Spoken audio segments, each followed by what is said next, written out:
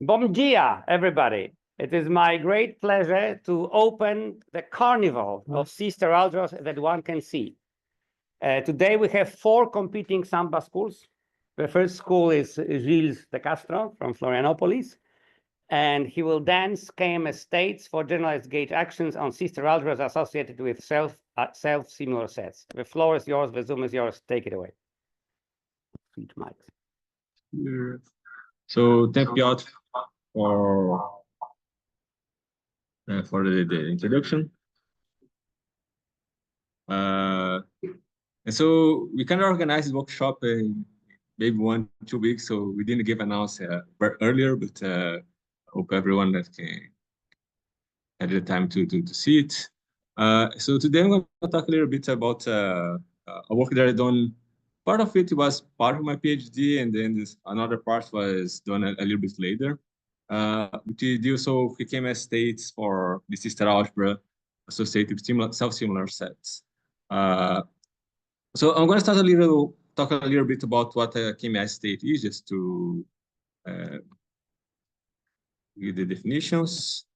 So we start with kind of a sister dynamical system where we have an action of the real numbers on a sister algebra. To have this one parameter group of automorphisms, and we usually ask this to be strongly continuous.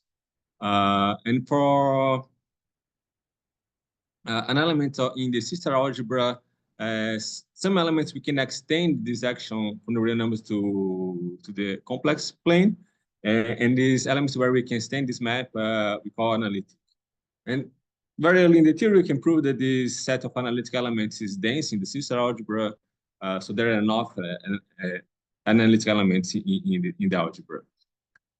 And for the definition of KMS state, we need this one group parameter of automorphism. We need a real number, positive real number. After we can allow for 0 of infinity, but for now, positive real number. And then we can define what is a KMS state associated with this group of automorphisms when the parameter beta is and kind of basically like a trace, but it's not really a trace, because when you commute A and B, you gain this action of the element in this analytic element A. So I beta is a complex number, which is an imaginary complex number. So we can only act this on analytic elements, but when we can act, we can kind of commute, but to get this action. And the idea is that the definition of KMS state comes from the theory of quantum statistical mechanics, where they have the notion of an equilibrium state, and then the equilibrium state we can describe in this more algebraic setting. So we have this, usually this action is going to be given by an outer-joint operator, which is usually called the Hamiltonian, and then have an evolution of this quantum system. And so the equilibrium states of this quantum system, the way of describing this using this algebraic relation. And just for a matter of notation, we're going to use K for KMS state, beta is the parameter, and then sigma is the action. And then we call these sigma beta KMS states. I'm not going to give the definition here, but there are also definitions for beta equals 0. Basically, beta equals 0, you're going to get some kind of a trace of state. And for beta infinity, there are notion of ground states, but there are also notion of infinity in the sense there is a sequence of KMS states for beta increasing that converges to it. It's a little bit different than ground states, but there are 2 definitions for infinity. But for here, I'm going to think about ground states, but I'm not going to define here, but just gain some time. And so let's start with an example. One of the most studied sister algebra is sequence algebra. So we have this integer d. Sometimes I use the n, but I'm going to use d because I want to use n for something else. So I have d, an integer rhetoric on the two, and then you have the isometries satisfying this sum, the sum of the projections, the n projection equals to 1.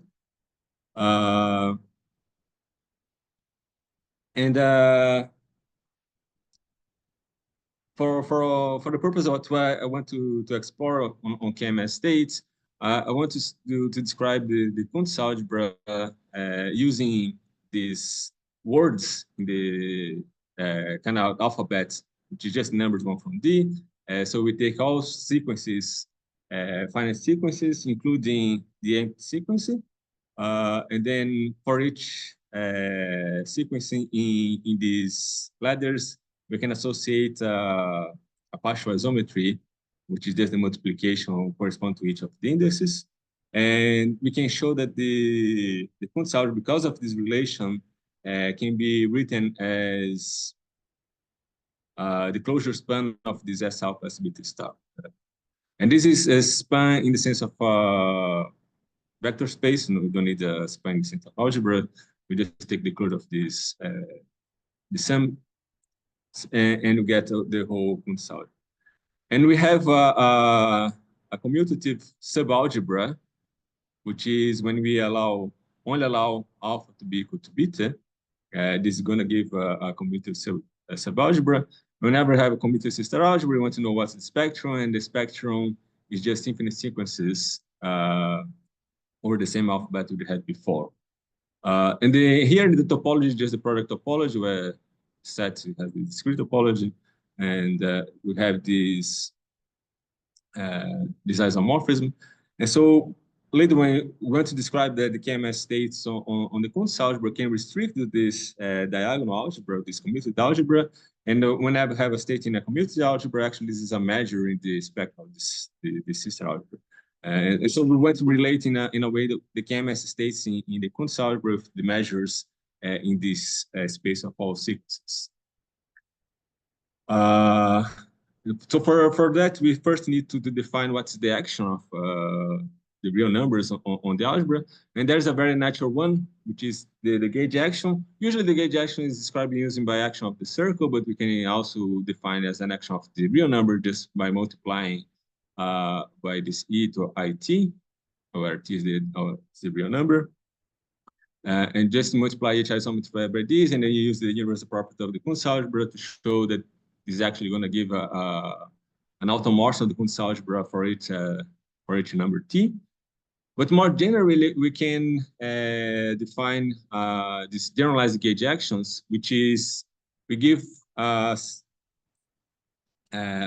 set of d real numbers, and instead of multiplying by e to the power phi t, we multiply the partial isometry by this number associated with the same indices to the power of phi t. And then later we're gonna also allow for functions, but for now we just numbers. And so this is the generalized gauge action on the Kuntz algebra. And this is the study of KMS states already go back to the late 70s and the 80s, where for the gauge action, there's only one beta where there's a KMS state. So there's a new KMS state for all, if you consider all betas, and it happens exactly when beta is the log. This is the log of d, and even for all the real numbers, also there's also only one beta where we are assuming that all the numbers are greater than 1. Also, there's only one KMS state for exactly one beta, and then this beta must satisfy this equation. And so the idea is well, for those, I want to work with self-similar sets. So self-similar sets are kind of the basic tool to study the fractals. And when studying fractals, we are interested in the house of dimension and house of measure of this fractal. And for those who are familiar, this equation is very close to an equation that appears for the house of dimension of a fractal. And so the idea for now is trying to relate these KMS states on the Kuntz algebra to the Hausdorff dimension and the Hausdorff measure of a certain fractal. And for now, well, it's not really kind of a fractal, but because we're still going to use the sequences, but we can define a metric which kind of relates this KMS state and this unique parameter beta with exactly the Hausdorff dimension, the Hausdorff measure of the fractal. So how do we do this? So first, before we do this, is just I want to there's another equation that appears that we can define is that whenever we have this KMS state for the Kunst algebra, as I said, we can restrict to this commutative algebra to have a measure, and we can define an operator that also gives this measure. And the idea is that we're going to consider D maps for each of the numbers 1 to D, where we just take a sequence, a finite sequence, and we add at the beginning of the sequence this parameter K. So this is kind of the inverse branches of the shift map. We have the inverse branches. And then we can define an operator on this commutative subalgebra.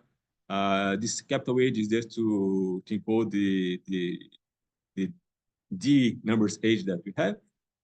So we can define this operator, which is kind of taking the pre-images. We are taking an average of the pre-images of the shift map, and then we take the average of using these weighted these weights given by the H case. Good question. So sigma is just a sequence of natural numbers, right? Sigma to the power n. Well, gamma k. Yeah. It just sequences, yeah. Natural. Yeah. Because sometimes when you're using studying subalgebra dynamics, you use also the integers, which is by infinite sequences, but here is just infinite sequences, yeah. But I understand. X is integer is natural numbers. X is just 1 to D. So sigma was in the slide before. Yeah, so sigma is the set 1 to D. Yeah.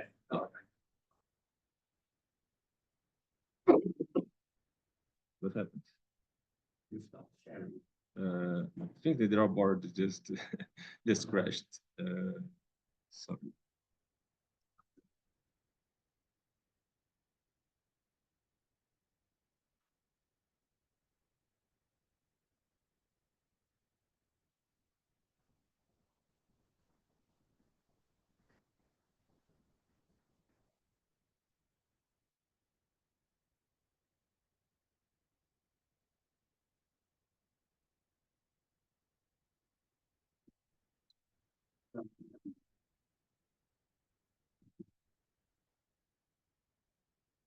Yeah, we got it. Okay. So going back to 4, so sigma is just the set 1 to D, which is the alphabet, and sigma 20 is our infinite sequences. And so we have this operator, which is usually called transfer operator in thermodynamics formalism. So this is the transfer operator, and so we have this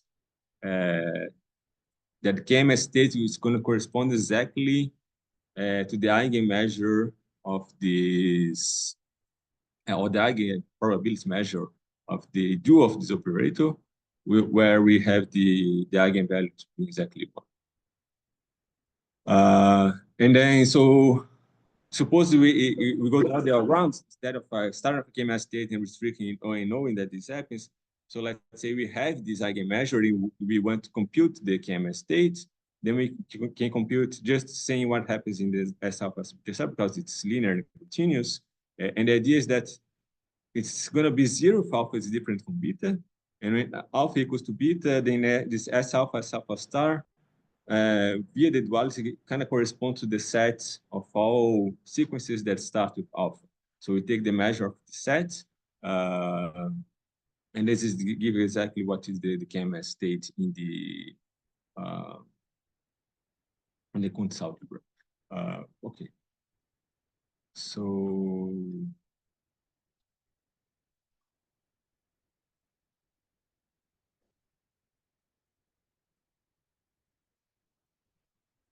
okay, going to do the self-similar set. As I said, I'm gonna come back to the example of Kuntz algebra related because I want to relate this of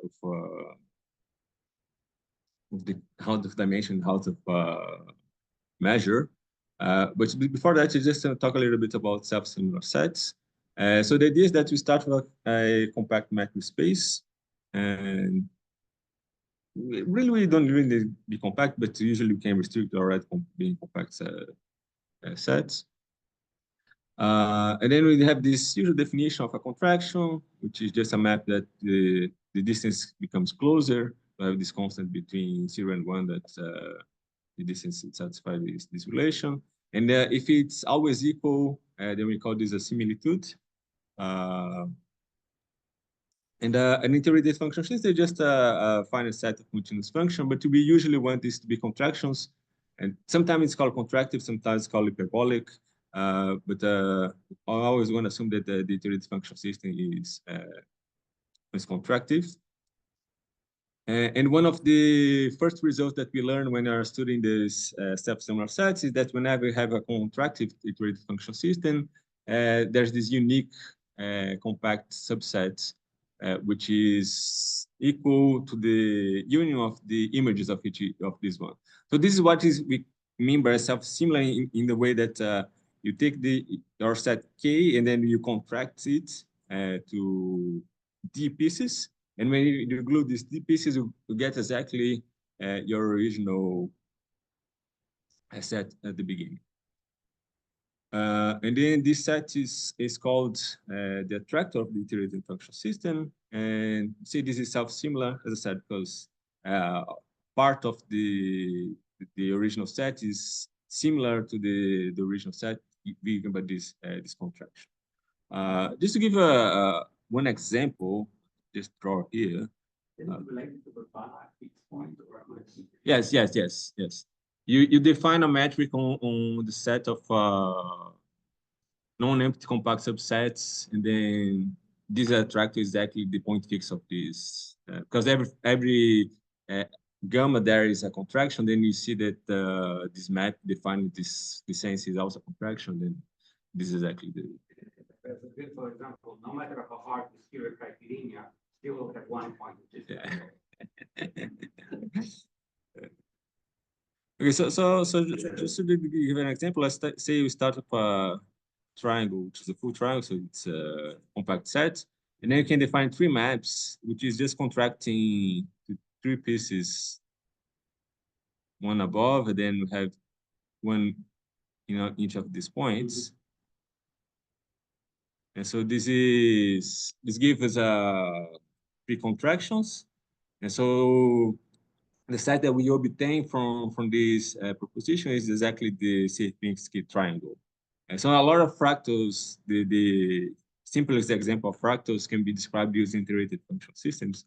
That's why it's interesting to try to relate the K state in sister algebra in the setting, in the sense of house of dimension and house of measures. Okay. Okay, so let's go back to the example of the Kuntz algebras.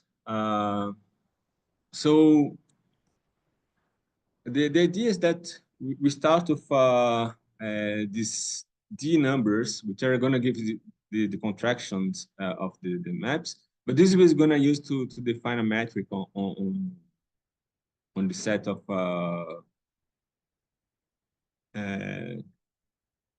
on the set of all infinite sequences. But there's a way of defining this metric. We just multiply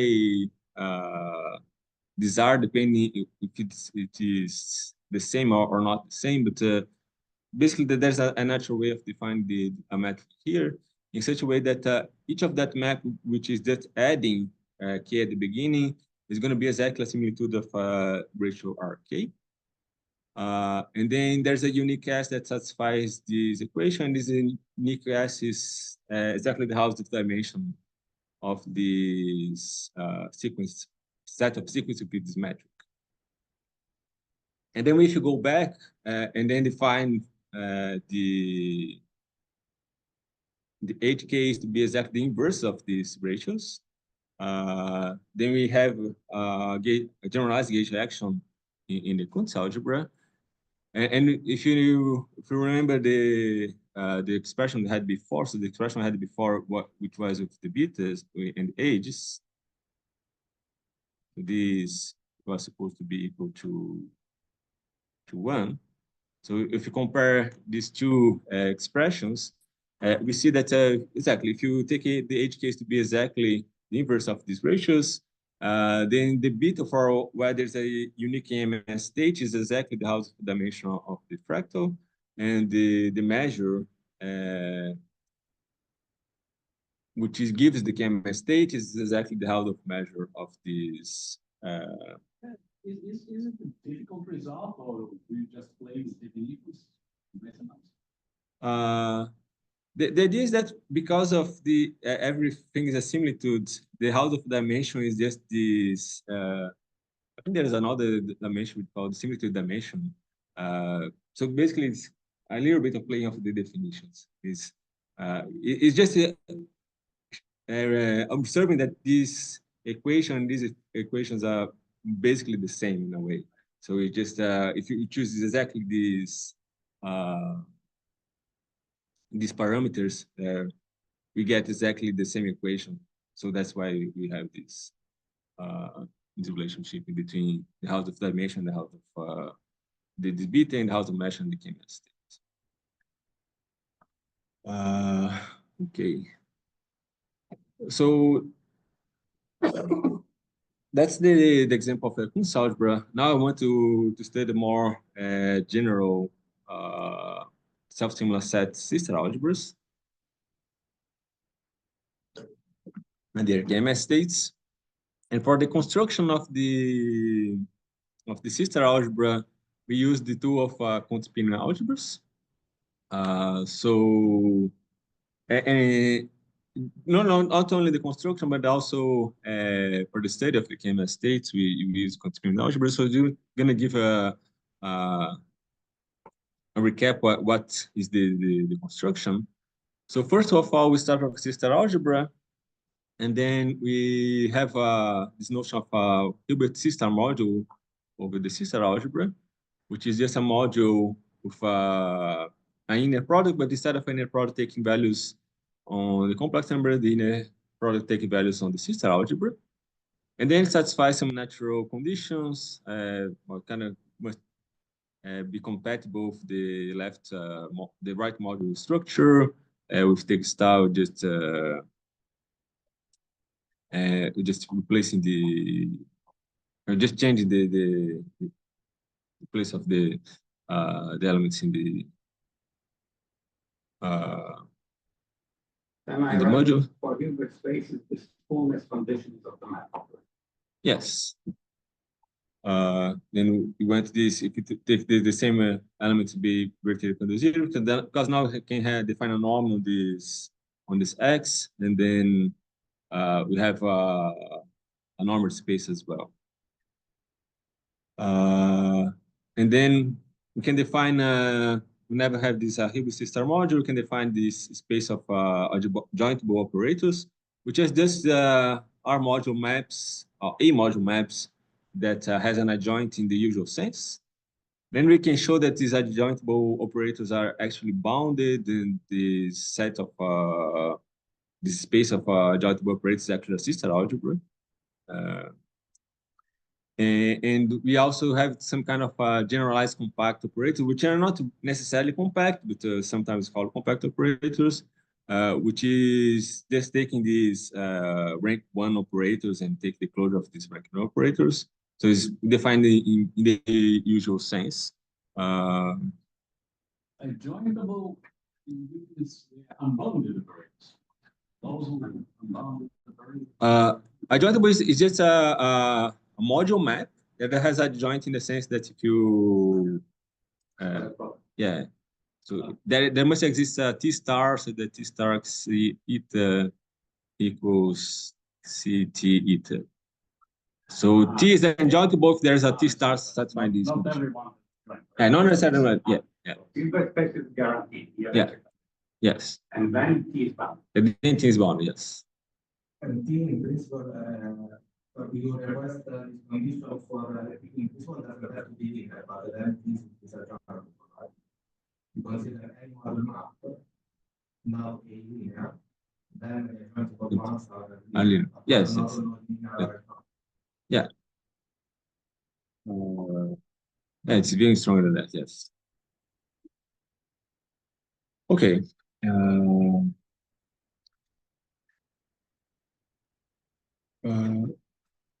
And then we define what is a C-star correspondence, which is just a pair where we have a Hilbert module and a C-star homomorphism between the algebra A and this algebra of adjointable operators. For simplicity here, I'm going to assume that this phi is faithful. It's not really necessary for the construction of the C-star algebra. We just need to change this ideal, but for simplicity, I'm going to suppose that this phi is faithful. And then we look at the ideal of element A, says the image is a compact operator. So if you look at the, for instance, the Kuntz algebra, we can define a very natural Hilbert module, which you just use C to the power of n. And then when we take this idea of compact operators, you're going to give exactly the relation that we need for giving the Kuntz algebra. Otherwise, we have to stop this Kuntz algebra. But then we can do this in a more general setting. And the idea is to consider this notion of a representation of the C-star correspondence. So for a representation on a C-star algebra B, it's going to be a star homomorphism, and then we have a linear map from the module to B. And we want to be compatible the structure of the module. So if you have the multiplication on the right, just take the multiplication in B. On the left, these homomorphs also give a kind of a left module structure. So we also want this to be preserved. And the inner product we want to be given by the star in the C-star algebra B. So this is a representation of the C-star correspondence, but we're also interested in these covariant representations. And then the idea is that for some elements which are in the for the elements which are in the ideal, we want this to coincide with what we usually want to the compact these rank 1 operators to work with, which is just multiplying. So this for this rank 1, we want this to be C at a star, and when then we can define a map from the compact operators to B, given by this expression. And whenever you have an element in A, which gives a compact operator, we want these two things to be the same. And as I said, this is exactly, if you look at the computation, this is exactly going to give that actual relation for the result. And then the idea is that we have universal algebras for this representation, which is the topless Kuntz-Pimans algebra of X. And we have a universal star algebra for the covariant representation, which is the Kuntz-Pimans algebra of X. So, and then in general, OX is a quotient of TX. Sometimes it's the same, but usually it's just a quotient. And so the idea is we want to use this construction to define a C-star algebra out of a self-similar set, more specifically of iterated function system. So how do we do this? So we start with a contracted iterated function system, and we take K to be the detractor of the system. So the C-star algebra is just going to be continuous function on K. And for the module, basically, we are taking the graphs of these D maps, but instead of putting the graph, the image in the second coordinate, we put in the image in the first coordinate. Just to have the correct structure, but basically it's the union of the graphs of these maps. And so we want to give the structure of the star correspondence. So since these are functions on set which has two variables, we can describe this as a function. And so the idea is that the left is then going to be applied in the first coordinates, and the function on the right, when you multiply, just apply on the second coordinate. And in the middle, just leave the same. And for the inner product, we're going to sum over the D maps that we have. And they just take, if you have a Y, you take the image of this Y with respect to each of the element, the functions in the system. So this pair here is going to be exactly an element on this graph. And then we take the inner product in a kind of a usual sense.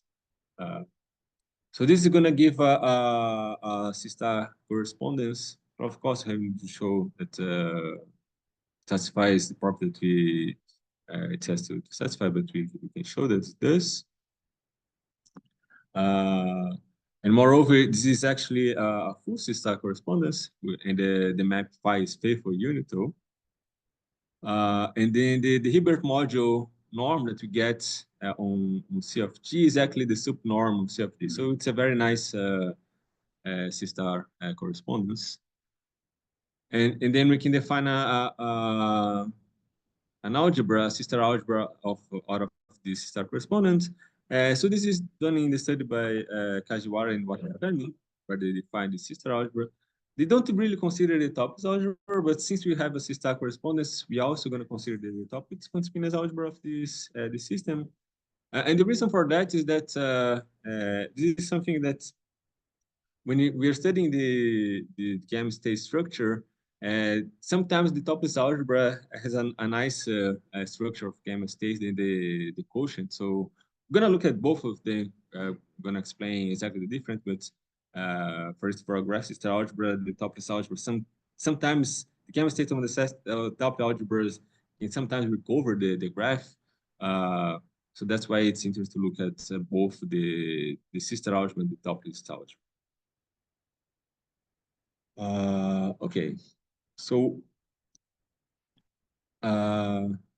and for the study of the gamma state, we need to go a little bit further in the we're gonna need some restriction, because we have to understand what is the ideal that we had the ideal for, which is in C-star correspondence. So this idea, which is the ideal of compact operators, this gives us the nice quotient. So it's interesting to understand, since so in our example we are dealing with a continuous function on a metric space. It's interesting to understand exactly what this ideal is, and for that we need some conditions, and we need this notion of branched points and branched values. So usually when we have these iterated function systems, for instance, the one that I draw before, there are no branched points. So what are they? So basically, these are points that we can arrive from the same. So this is the x in case, but they can arrive from the same y using different maps y and j. So let's just give a simple example here. So let's say we have which is kind of the inverse branches of the map. So this function below, this is, let's say this is gamma 1, and then the function above is gamma 2. And if you look at this point here is both gamma 1 of 1 and gamma 2 of 1. So we can use both gamma 1 and gamma 2 to arrive at this point half here.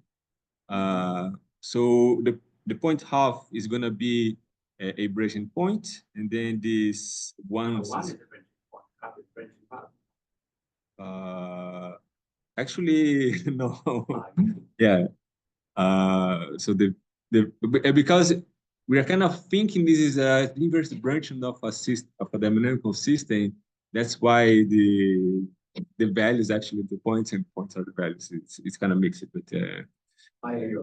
yeah. Yes, yes, yes. So if you look at the yeah.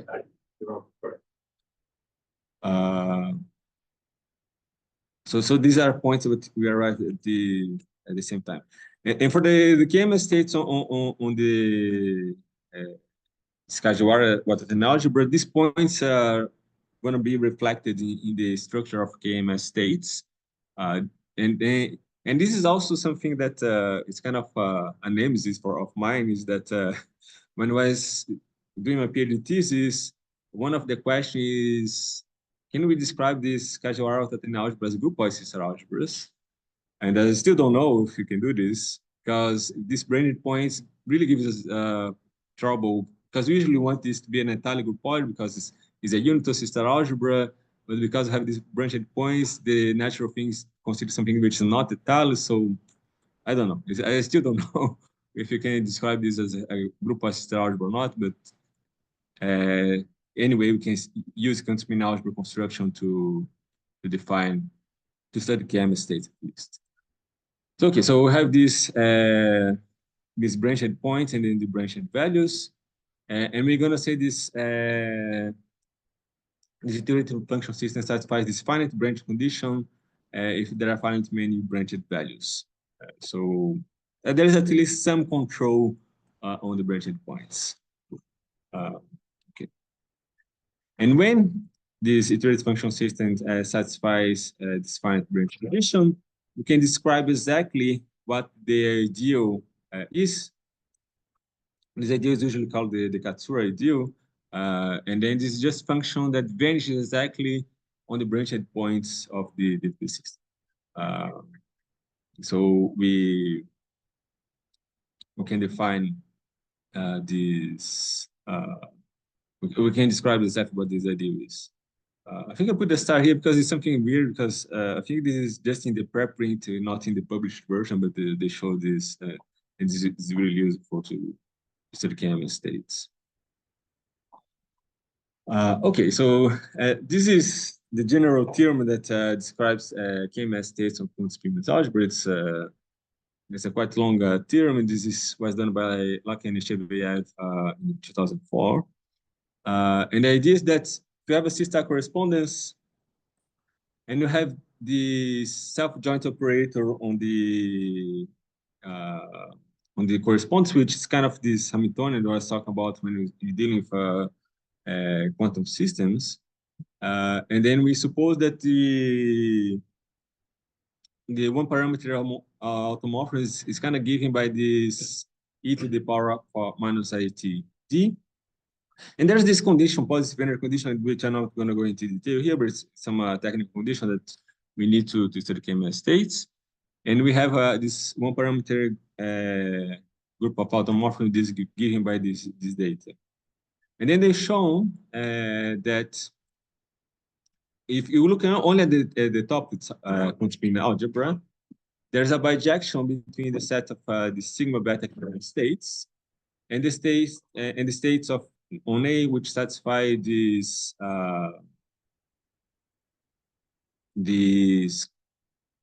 expression here for a positive element. So this trace tau here is a way of building a trace on the sister algebra using the tau. Again, I don't want to go too much in the detail, but there's I'm going to rewrite this for example that we were interested in. But basically, there is one inequality if you want to study the KMS states on the whole topic sister algebra. And if you want to study the KMS state on the Kuntz-Pym algebra, then we also need to have an equality here for elements in the ideal. And the reason I've written K1 for the second and not for the first that appeared is that because at the beginning we had that KM states on the Kuntz algebra was given by an eigenmeasure of the dual of a transfer operator.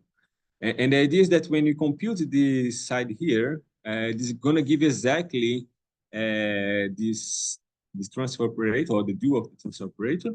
And that's why we have this kind of eigenmeasure appears as this equality here. And then the second one is kind of then, as I said, it has to do with the whole algebra. It's only to do with the ideal. And so what's going to happen, which I'm going to show, is that when you're studying the KMS state on self-similar sets, if you look at the topless algebra, some KMS states are going to be given by the whole self-similar set, because here we're looking at the whole algebra.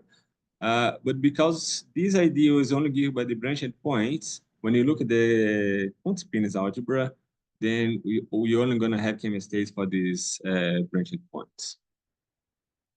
Okay, so And D is unbounded, right? D, not necessarily unbounded. It can be. Yeah, it might be. Yeah. I think it might be. Yeah.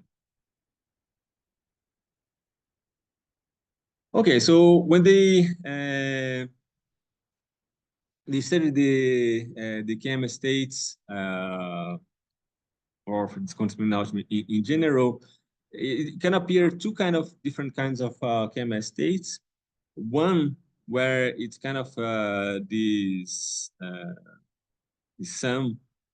So you have this kind of this is F. It's kind of the transfer operator. Then you apply the transfer operator on this finite trace, and then we keep iterating and we take out the sum.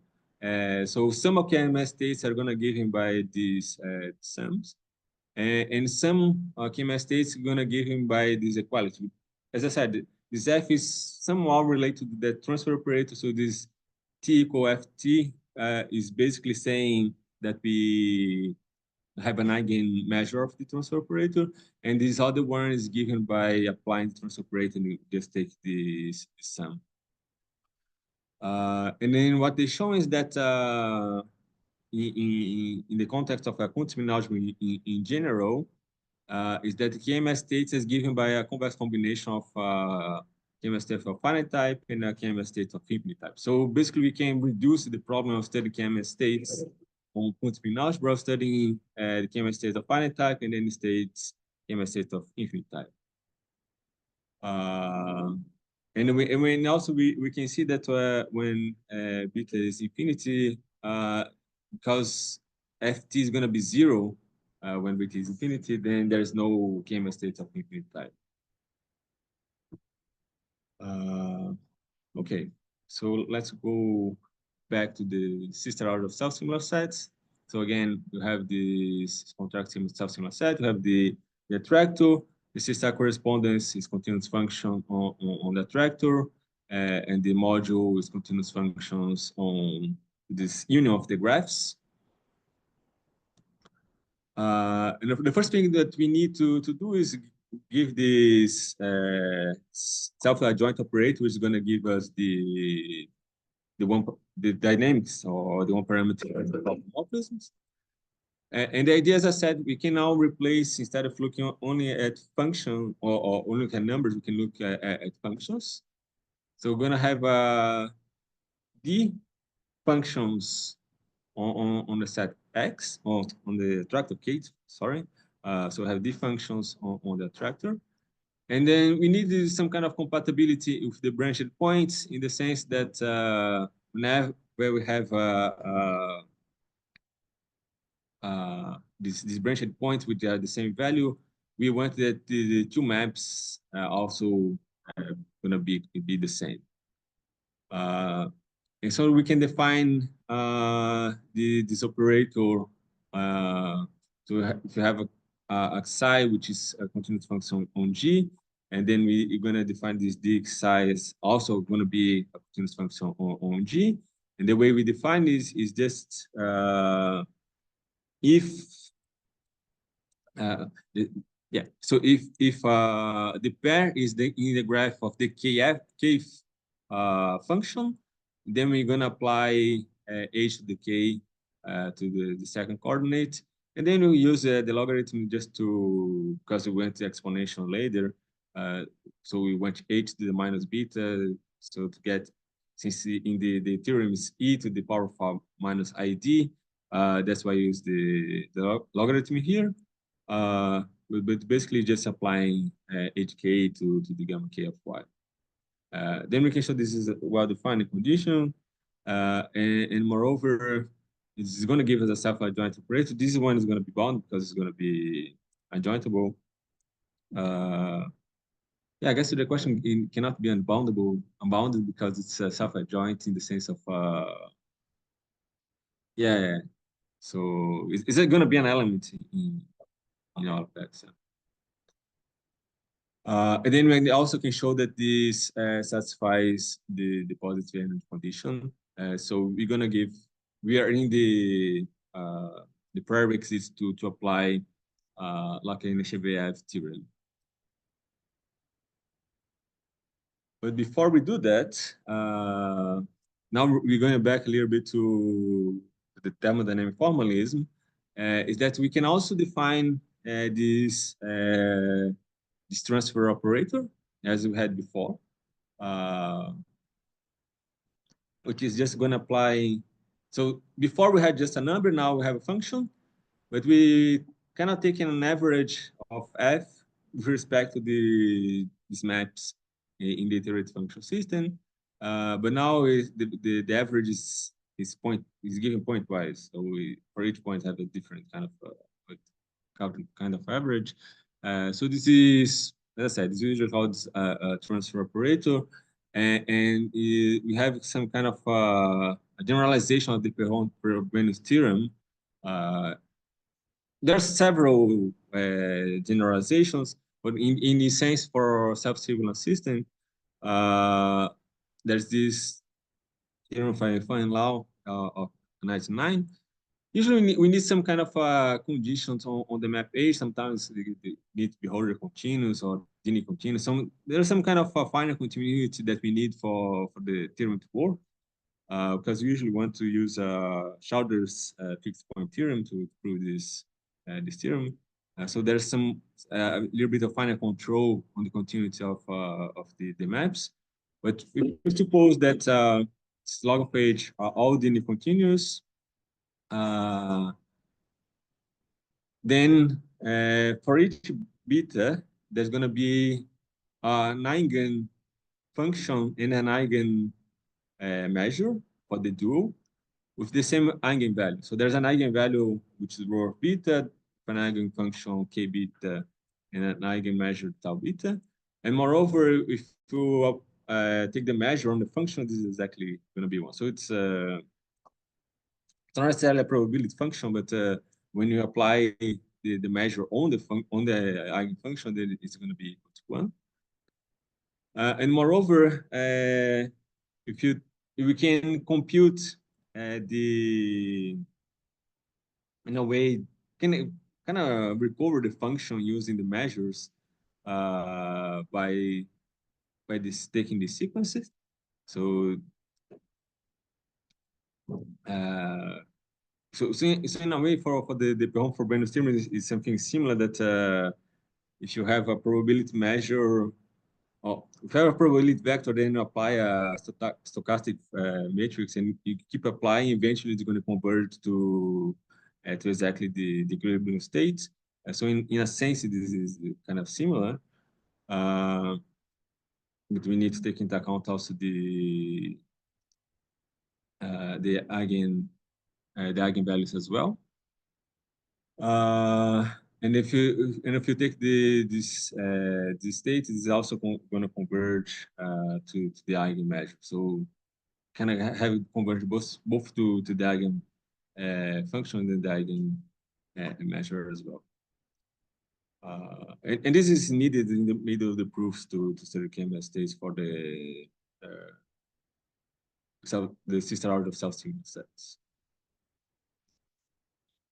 So moreover, in the condition of the theorem, so saying that this log of which each of these H functions are linear continuous, then this function that take beta to the log of this eigenvalue associated with beta, this is going to be an identity function. And moreover, this is strictly decreasing. And so there's a unique parameter beta c, which is going to be the eigenvalue 1. Because for the KMS states, we need an eigenmeasure of exactly eigenvalue 1. And so there's this kind of critical temperature or inverse temperature for people that knows a little bit more of KMS states, where we have this eigenvalue to be 1. And this is kind of they call this kind of break of symmetry in the sense that this is exactly, we have a behavior for the KMS state up to this critical value, and then the behaviors in this critical value is a little bit different. Then both for less than this critical value and above this critical value, the behavior is a little bit different, which is going to be in the next slide.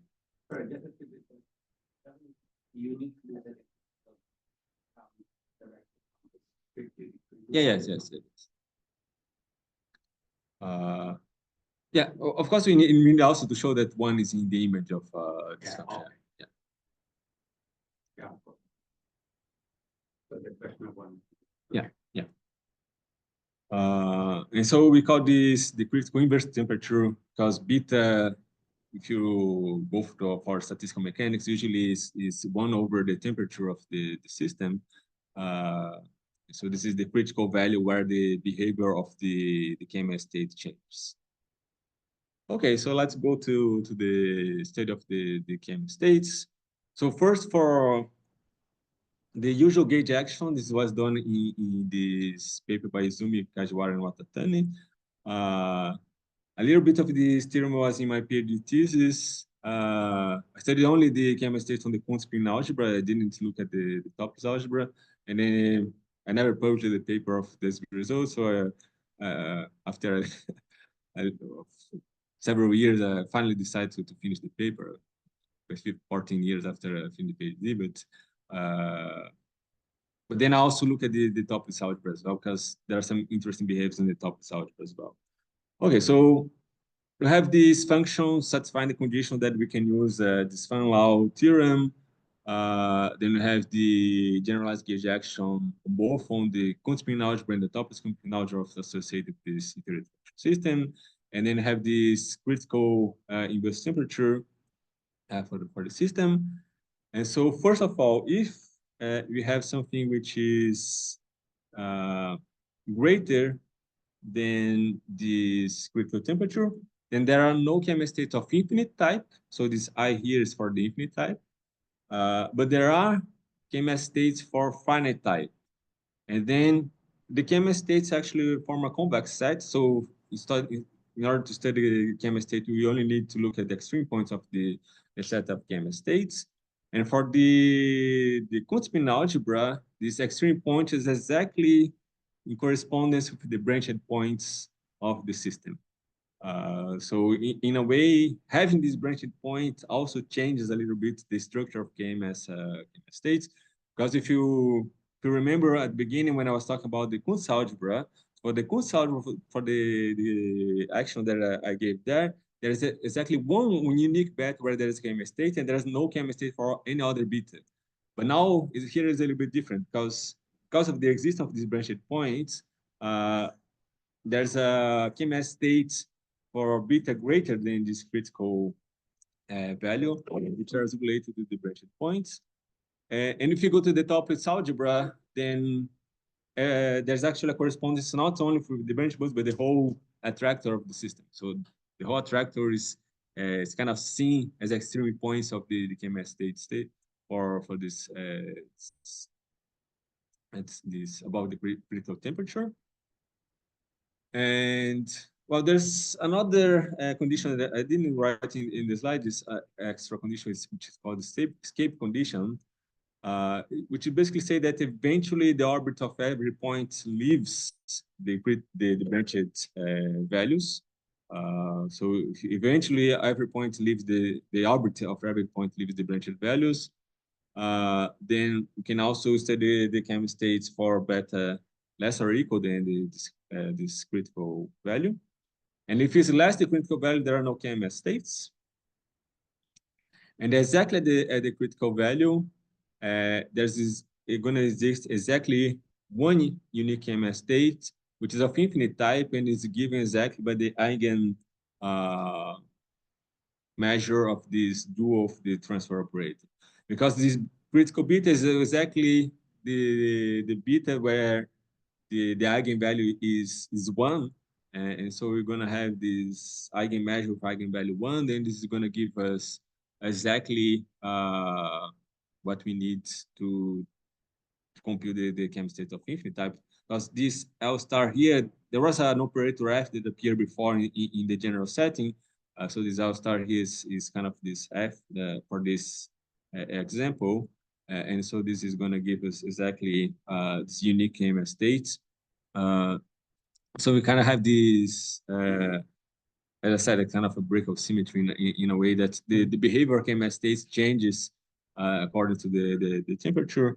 And what is interesting, what I find interesting is here is that the topless algebra, in a way, can see the whole attractor, and the quantum algebra can see the branches. And that's it. That's what I had to talk. Thank you.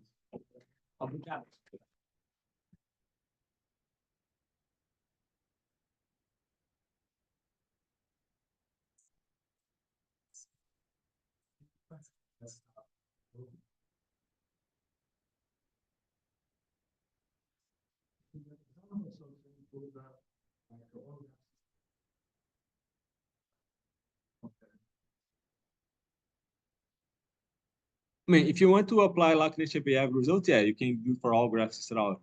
But this one for self-similar set, we need a metric and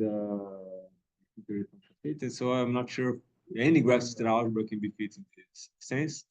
But for graph system algebra, what happens is instead of branch points giving this extra structure of the state, what gives this extra structure are the sinks and the emitters, because they are the one that's going to give the ideal in the correspondence that is.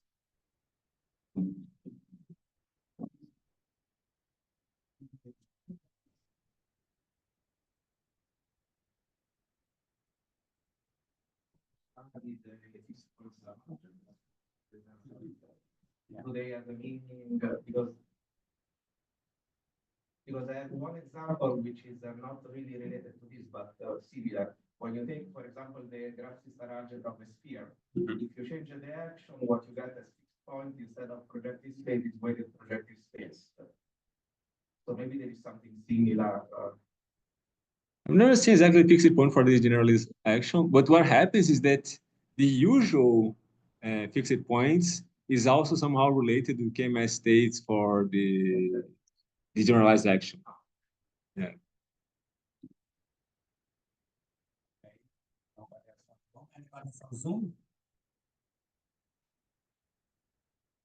I don't see any volunteers. So let us obrigado our speaker again. Let me stop recording and we have a break. And we do in half an hour, right? Yes. At exactly 11 o'clock.